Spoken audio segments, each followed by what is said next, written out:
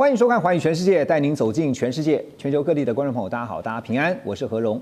两岸大事国际焦点，深度剖析，打开视野。透过 YouTube 收看朋友，请您帮我们按赞、订阅、加分享，动动手开启小铃铛。也欢迎您告诉我们在哪个城市打卡收看。欢迎大家多多的留言，表达您的看法。好，来欢迎今天3位来宾。首先是清华大学讲座教授张燕婷教授，何荣好，大家好。另外，大同大学电机系助理教授张群宇老师。何荣好，各位观众大家好。还有淡江大学财经系教授聂建中老师。观众大家好。好，今天首先带着观众朋友们一起来关心的，就是这个礼拜在中国大陆晶片上面这个领域呢，传出重大新的突破。是路透社他们调查发现，中方秘密在深圳一座高度戒备的实验室里面呢，打造出了 EUV 的原型机。这台 EUV 原型机啊，是由曾经在艾斯摩尔任职的工程师团队所打造出来的。他们透过逆向工程仿制艾斯摩尔的 EUV 光刻机，而中方这台原型机呢，宣称已经能够成功产生极紫外光，但是还没有办法制造出这个可用的晶片。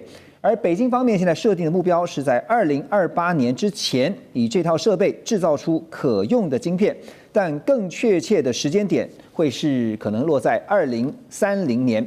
不过，《金融时报》就是英国的媒体啊，则是认为中国大陆目前掌握的晶片技术只是升级版的，就是艾斯摩尔旧型的 TwinScan Next 1980i 系统而已。好，路透社现在爆料，这《金融时报》也做出了他们的分析。不过，我们要问张老师的，就是中国大陆在自主研发这个 EUV， 其实他们一直不断在尝试，尤其面对美国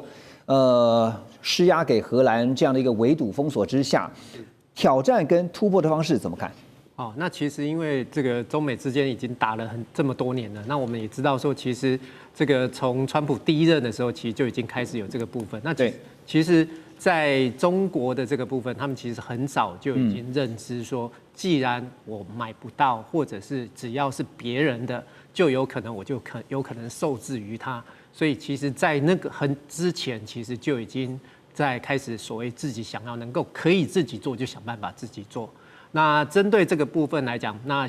甚至在今年年初，其实就已经有传出来，在深圳的时候就已经有所谓的这个有一张在神秘的实验室有一张这个照片，那号称说是 EUV， 因为那台设备上面有写前面3个字写 EUV。那但是后来被证实说，它其实是这个 EUV 光源里面的一个干涉仪，量测的这个部分确认或者是这样验证的这样的一个设备。那但是呢，其实在这过程里面，其实这个今年来讲，其实已经好几度这样子，一下子可能有人传出说有这个风声，一下子又没有很确实的这个证据。那实际上来讲，我们可以确定的是，中国其实第一个一定是倾尽国家之力，然后呢，第一个不会是只有一个单位，它会是好几个研究单位把这个所谓的这个曝光系统，我们叫做曝光机，中国大陆叫光刻机的这个东西来做拆解。我所谓拆解是一台这样子的一个曝光机的一个系统，它其实分成很多的这样的一个部分，包括我们所熟悉的这个光源的部分，对，有所谓的这个 DUV， 我们叫做深紫外光。那更短的这个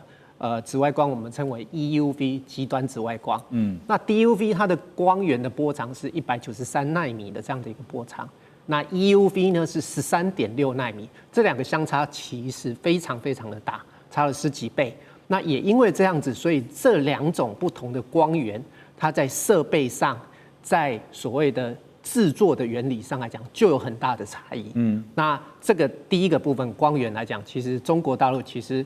有很多的研发部门，或者甚至很多的公司，其实都在做这个研发的这样子的一个开发。那在这里我们有这边提到是说，尤其像最近提到的这件事情，就是这个有一位曾任这个艾斯摩尔的这个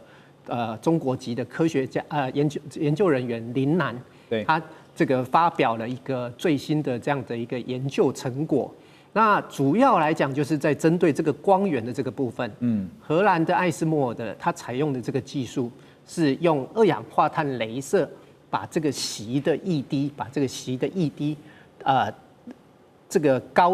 在高压的环境之下去轰击它，那这时候轰击的温度是22万度，所以是非常高的一个温度。那接下来还要再轰击第2次，那把这个第2次的轰击的时候，才会产生出这么短的紫外光。那因为这样子来讲，所以就导致了这样子，它整体的这个效率其实没有很高。是，那这当然也有延伸到我们所说到说，为什么用 EUV 这么耗电？因为它其实在这整个过程里面，它其实这个雷射产生这个极紫外光的这个效率，对，其实没有办法很高。是，那中国大陆呢，因为这个受限的问题，所以它没有办法取得这个2氧化碳的雷射。那因此，雷射的光源可以用其他的方式来开发，或者是来想办法自己做。那他们就想到，就是像我们所谓的这个固态雷射。那固态雷射的意思就是说，就像我们这个大家都看过那个雷射笔，教学用的那个雷射笔，对，我小小的一颗我就可以打出红外线。是，现在它可以做到瓦数很高。那所以呢，林南这个的研究就是。我既然没办法取得2氧化碳雷射，我就用这个固态雷射的方式来产生出这样子的一个光源出来。那当然，这个目前来讲，这个研究成果证实这个方向是可行的。那但是这个效率上来讲，还是没有办法真正量产。就金老师这样的分析，其实就是说，只是时间问题哈。现在已经有原型机出来了，那虽然现在还没有做出可用的晶片，但是只是时间早晚的问题啊。那现在除了光刻机，就是硬体这边部分之外，晶片的领域哈，在这个礼拜也有一些重大的讯息啊，也是突破。AI 晶片新创公司叫木犀，他们在这个摩尔县城之后呢，创造中国大陆新一波的 AI 晶片浪潮。怎么说呢？因为在12月17号，木犀登陆这个上交所科创板，在盘中一度创下了新高点啊，飙涨到突破了755%，最终呢，这个收盘的时候呢，大涨了将近7倍，成为最近以来中国大陆资本市场最受到瞩目的焦点。木犀这家公司呢，其实是在2020年由前超微的员工叫陈维良他所领军创立的，他们专注在全端 GPU 还有运算平台上的研发，而目前呢，木犀也是中国大陆少数能够达到千卡丛级、大规模商业化应用的 GPU 供应商。而摩尔县城它的表现也是不遑多让。12月20号呢，他们发表了新一代的 GPU 架构，叫花岗，号称这个算力密度可以提升50%，能效呢提升10倍。其实不管是木犀也好，还有包括摩尔县城另外就是大家所常常听到的寒武纪这都是中国大陆呢都被认为说是像美国辉达一样，就是未来的这个后起之秀。所以聂老师怎么看因为光是木犀的 IPO 第一天股价就大涨了7倍。您从财务的角度去看我们可以理解的就是说，象征的市场非常看好它未来的后市，就是大陆的晶片自主生产的商机。那我们也知道研发需要非常大的资本，所以在资金面上看起来这问题是不大的，对吧 ？OK， 你先讲一下这个。当然，它 IPO 之后，当然资金就更进来了嘛。对。那当然涨了7倍多，这是一个非常算是可怕的这个数字啊。这个量大到这个在股市中，这个只要去买的不是就大赚了吗？但我们都知道股市如潮水有涨有跌，你也不可能说它就一直涨下去。但是一出来就这样这个亮点就这么亮，这绝对有原因。我想跑不出2个原因第一个呢，大家都知道现在是一个 AI 浪潮嘛，走这个趋势，只要高科技的它就会被肯定。但是你必须加到另外一个，就是它必须真的有价值。什么价值呢？它必须要一些很高超的所谓的技术的深度是被突破的，而且这个突破要被肯定。好，那我现在讲一下，我常常在讲说，中国这个真的像一只潜在海中的龙，它过去在浅滩招虾戏。它现在深海中呢，真的游龙真的是活力高的不得了。它已经吸收了非常大氧气，练了一身的 muscle， 所以谁来他就一直要挥一个头或者甩个尾，对方都会看到它的 muscle 之大，会担心。而且我觉得这只龙还生了非常多的小龙在里面。各位，半年前你也听过这个新凯来，对不对？大家知道，在这个突然神秘出现，这个叫这个 Semicon China， 哇塞！一展秀的时候，大家知道刚刚讲这个光刻机这 EUV， 大家说哇塞，这个你又开始追上艾斯摩尔了。你刚刚讲的寒武纪等等，我们都不要去细数，这些小龙太多了。你刚刚讲到木犀，又讲到这个摩尔县城，我跟你讲，一家又一家，而且每一家都说，之前都不太知道，都浅浅游在海中的小龙，怎么一出来就这么的凶猛，一冲就冲很高。我跟你讲，这就是他们的深度真的突破到一定的水位。刚才呢，这个老师有讲到一个重点，就是中国现在布局整个他们的科技是遍地开花，全国起之全力。而且这真的是用钱去扎下去。您刚刚也提到钱，各位回想一下啊，当这个习近平上来的时候，他们刚开始丢的叫这个红色供应链，红色供应链很快的隔年就打出了所谓中国自主的 China Creation， 叫中国制造。那这时候呢，就在2014年扎了非常大资金啊，1387亿，扎就叫大基金一起计划。从那个时候你就看到他们准备科技突破，所以2015年写的这个中国制造2025，我们谈了很多次 China Creation 2025，最重要的他开始讲的2、3、4、5、7、8、9、10的2是什么呢？工业化和资讯化。工业化它要做到制造强国，它现在已经是制造最强的国家了。我想啊，它的制造业不但已经很强，而且还是突飞猛进。美国是空洞化到不得了，现在美国不管其他地方多强，光这个制造业，它大概就忧心忡忡，不但忧心忡忡，会胆战心惊，会害怕中国。第二个呢，我在讲它的第二个话叫做资讯化，资讯化就走科技这一端。各位，它的科技资讯现在已经走到，我想真的不是我们现在凭空所以想象说中国到底多进步，是可以去想想为什么美国要抓这个新疆的这个所谓的这新疆的问题，这个是所谓的人权问题，很清楚，新疆就布局了39个算力中心，这都要 backup 当未来的 AI 整个算力的支持。它这个都完整建立，而他们现在虽然我们都知道它很内卷，就是因为所生产的所有制造业加上科技资讯化所做的科技业的东西都便宜到吓死人，而且速度又快，所以它第一个广，遍布开花；第二个深，很快速的可以做出一个科技含量够高，而且让全球都担心的。那这个最重要就是成本又低。当成本一出去的时候，包括军事力量，我还跟人家开玩笑说，他打一个这个，就算不是很远程飞弹，只要美国有一颗飞弹这个防空罩要去挡它，他可能丢100万过去，美国可能要6000万去挡。也就是我的意思说，中国所做出的东西都非常便宜。你看电动车啊，什么电池，所有的东西都这样，一样的东西，他们的东西一一的突破。我们现在看到不但是科技的突破，还有它的成本的优势。还有速度之快，以及这个我们讲它未来的电力这个储备，我觉得整个就是您说它怎么看这个中国整个的 AI 的趋势的后市呢？对，我觉得我跟你讲，这个现在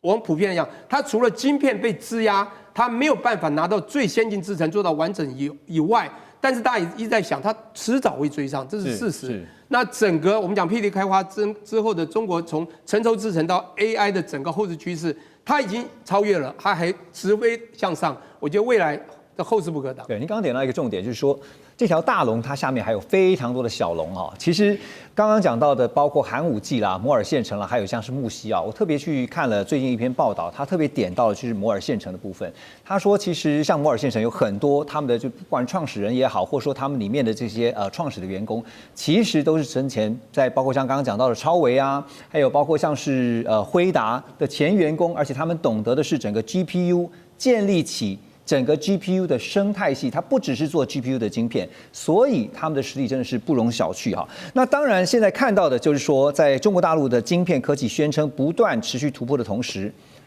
总是会有人唱衰啊。纽约时报是批评呢，但是他们批评的是谁呢？是批评川普。奇怪了，这个川普呢，他们怎么批评啊？他们说，川普开放 H200禁令。这个是一个灾难性的晶片政策，而且成了中国大陆最大的助力。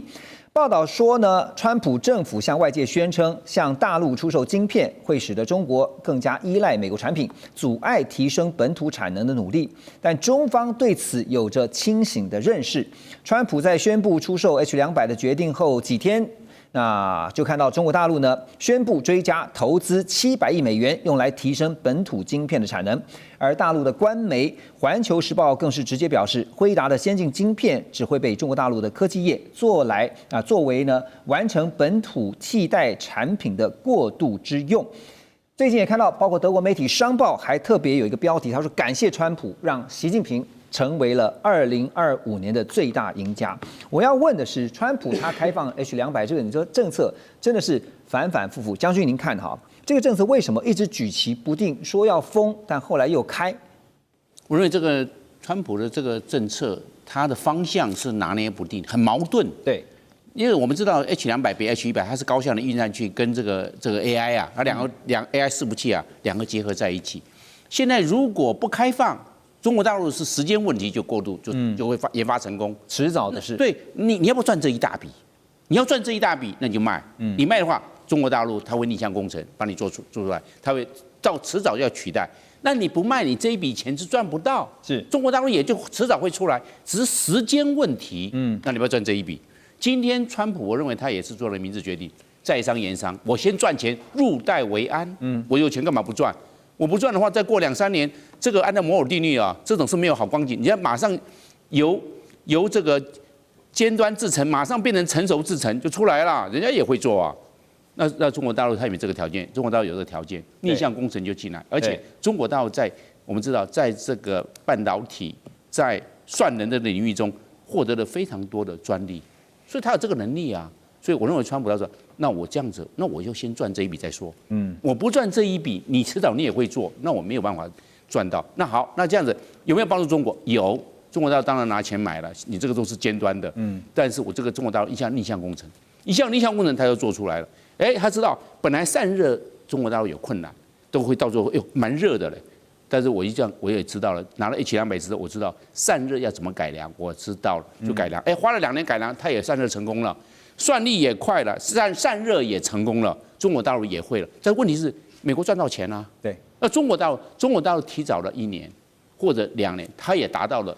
这个从尖端制程过渡到成熟制程，它也会做了，变成双赢。所以川普今天讲要双赢还双输，对，那川普走双赢，我先赚钱，你赚提前量。你提早2年达成，所以川普后来他会精打细算。对啊，那宁可双赢路线，也不要变成双输路线。真的，将军讲到重点哈，这个从来都是双赢，而不是零和游戏啊，不可能永远都是赢家。那等一下来看，当然中美之间的竞争是永无止境的，最新的战场在玻利维亚，马上回来。